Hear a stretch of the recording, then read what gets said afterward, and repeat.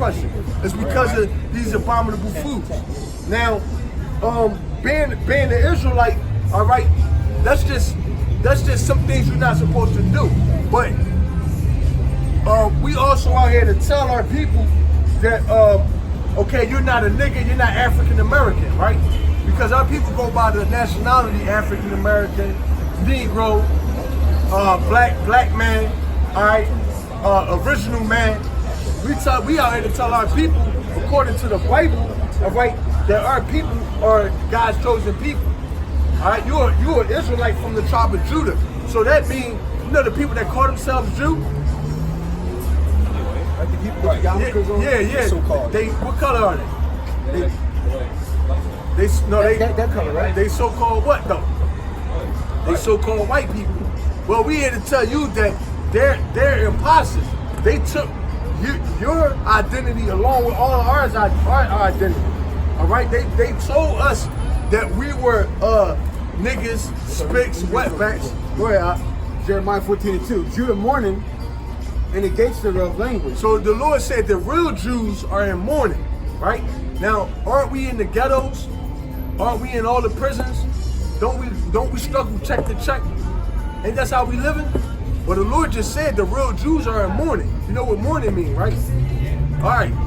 It says, and the gates thereof language. It said the gates thereof language. Now, when it say the gates, all right, when you got a store, it got a gate in front of it. What is that gate there to do? To protect the store, right? All right. So it said the gates thereof the language, meaning that we have no protection. All right. You know how you got Jesse Jackson, Al Sharpton, them people like that. They supposed to be our leaders, but they don't protect us. All right, they just come in. All right, telling people that when our people getting riled up and ready to act crazy, they'll bring Jesse Jackson in, Al Sharpton, to tell our people to remain calm. All right, they not there for our benefit. They there to pacify us. Go ahead, Al. It said Judah mourning, so the real Jews are in mourning. Go ahead. It says, they are black unto the ground. The real Jews are what? They are black unto the ground. Are black unto the ground. So the people that you see over there in the land of Israel that's saying they're Jews, they are imposters. Now you probably say, well, how y'all know I'm a Jew? How you gonna say I'm an Israelite? All right, we're gonna show you. This is Deuteronomy 28. Ask somebody's dead. Ask somebody's dead. So your dad would be a so-called black man. No, like Oh. He wasn't. So all right, basically. So basically, your dad wasn't there. So your dad wasn't there in your life, right?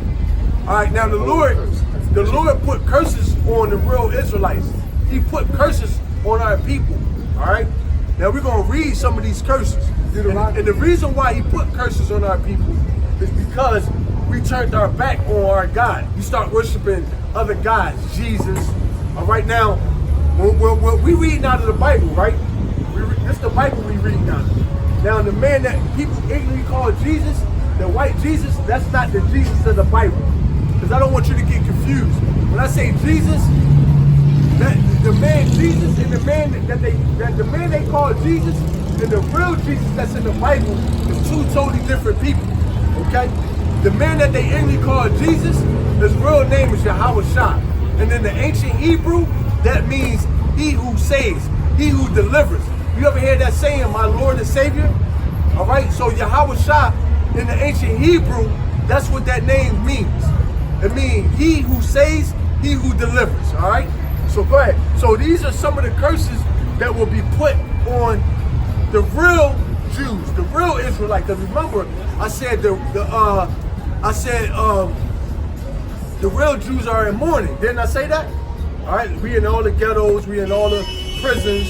All right, we the first, last hired, first fired. Right, we work paycheck to paycheck. Right, it just said that. All right, now go ahead.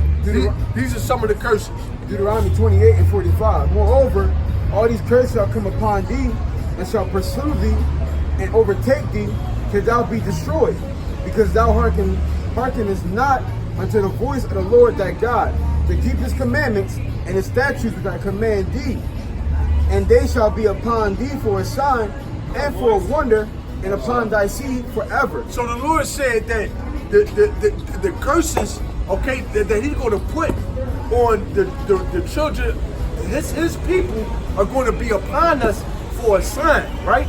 So this is how you would know, no matter who stole our identity, you would know God's real people by the curses that's put on them. Because only they will have the curses put on them. All right, now it says these curses will be put on us for a sign. Now, when you see Foot Locker, if you're looking for Foot Locker, what you look for? You look for the sign, right? And you like, yo, I'm going to Foot Locker. Somebody told me it's up there on Cecil B. Moore, and you come up here and you're gonna be looking for what? You're gonna be looking for the sign, all right? You come up here, you're like, yo, I know it was a Rite Aid up on Broad in Oxford. Somebody told me it was a Rite Aid. When you come up here, you're gonna be looking for the what? The sign.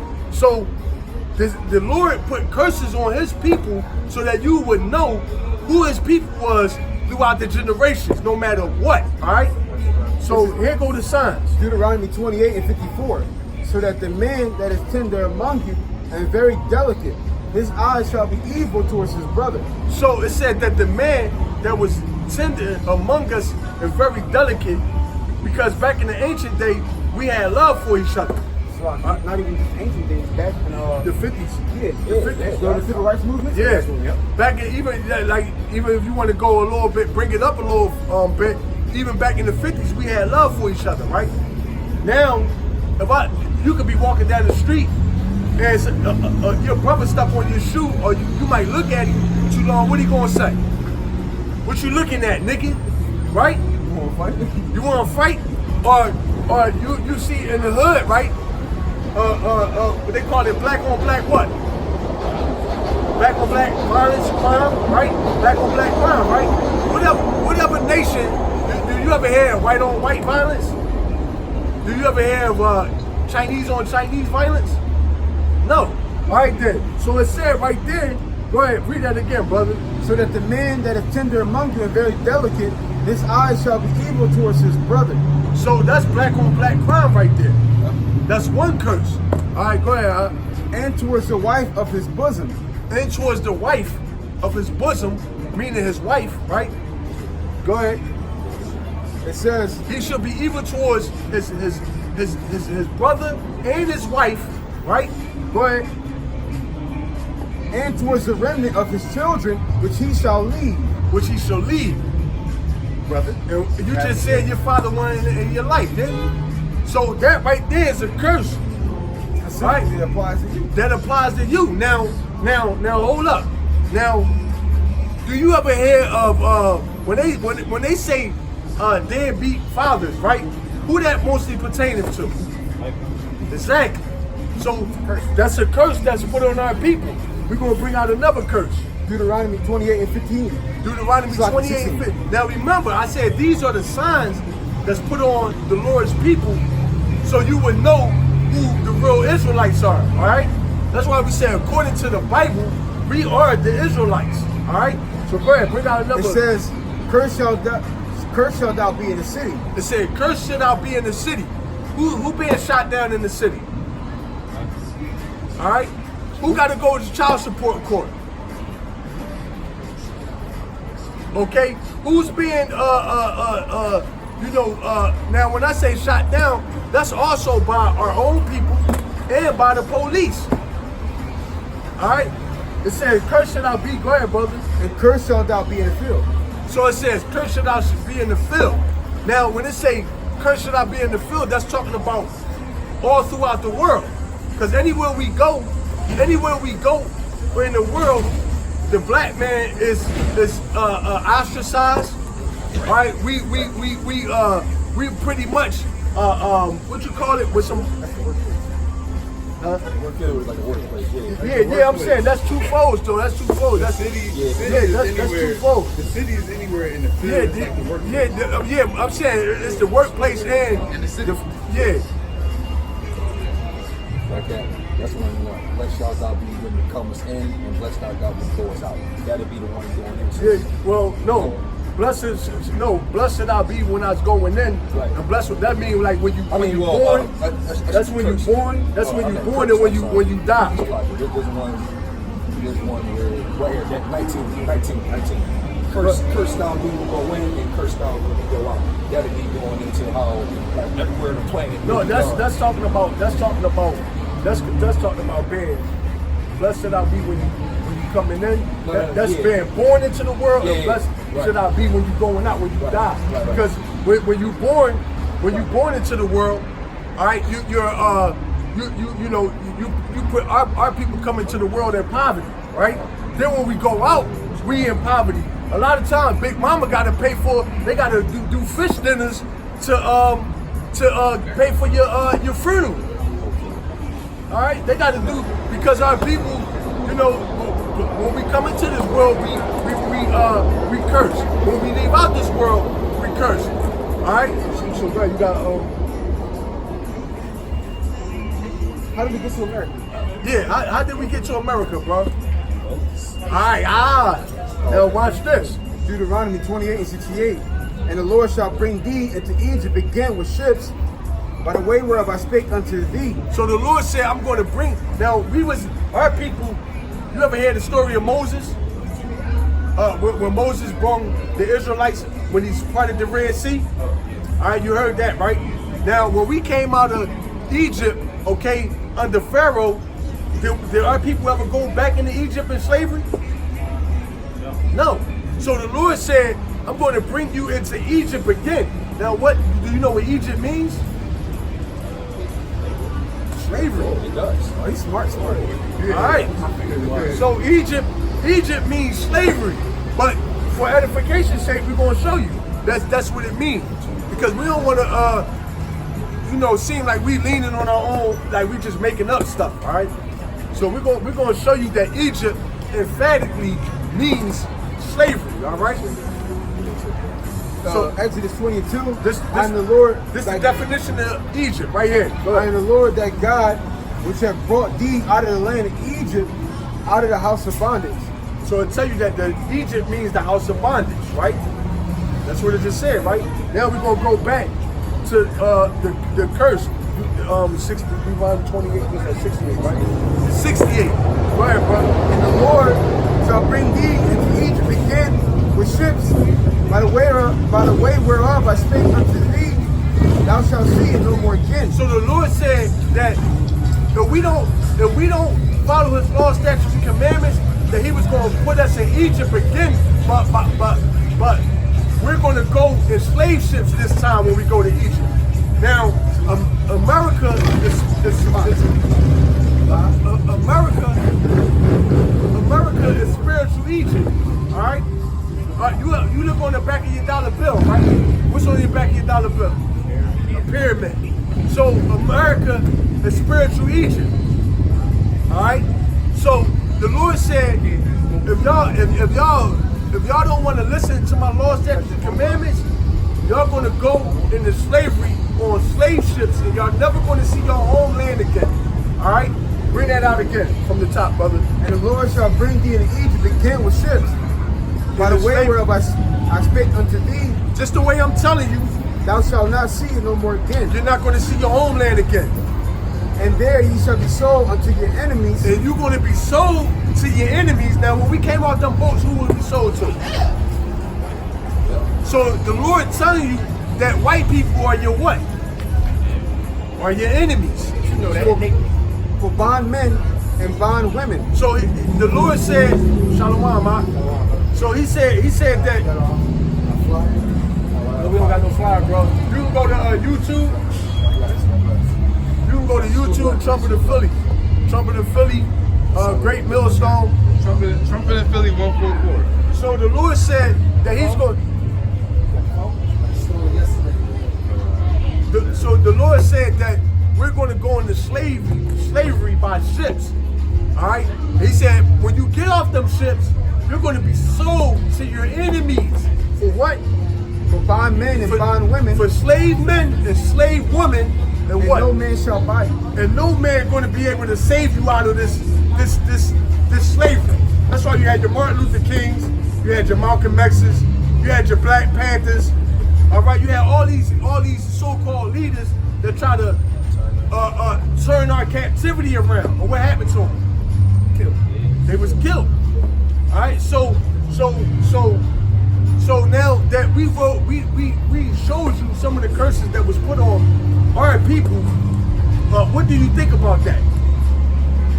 Do you believe that we are the people that we're telling you we are? All right, so knowing that, now what you gonna do?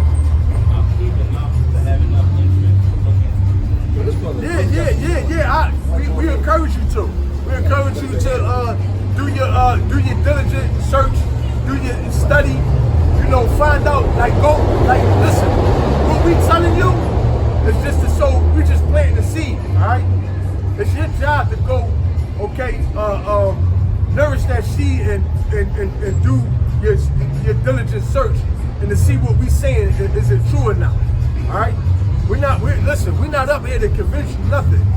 You got to be convinced in your own heart. You understand what I'm saying? So, is there any questions you want to know?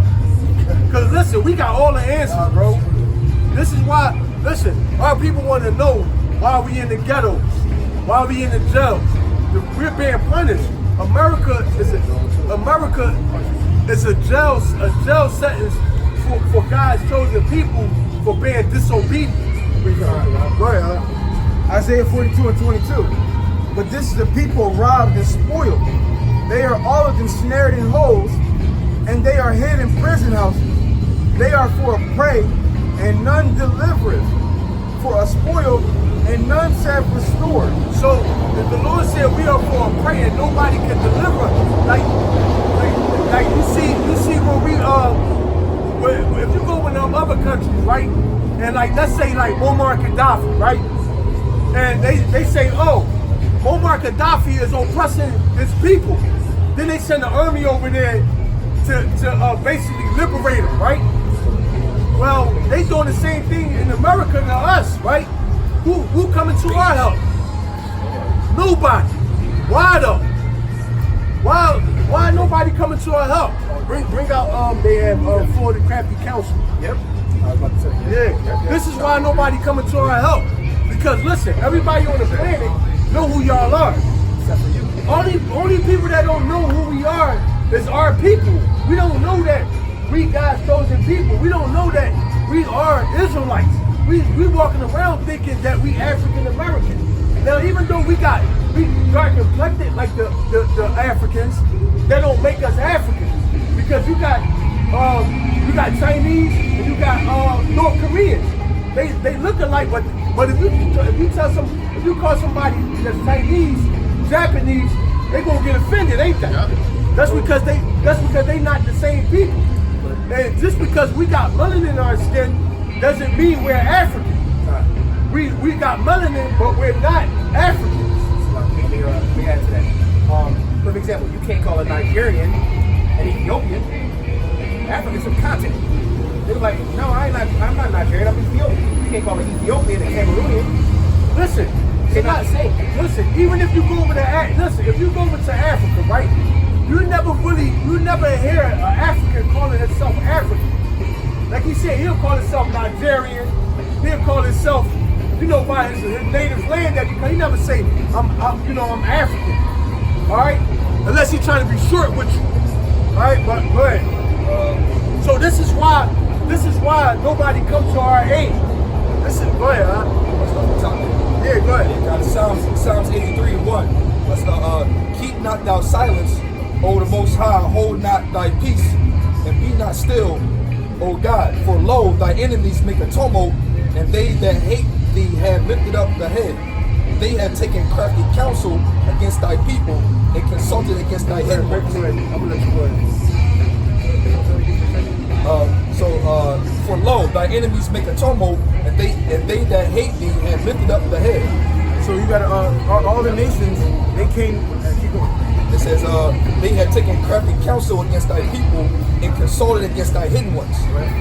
They have said, come and let us cut them off from being a nation, that the name of Israel may be no more in remembrance. And it says, for they have consulted together with one consent, and they are confederate against thee. So you had all the nations come together, and they consulted together with one consent.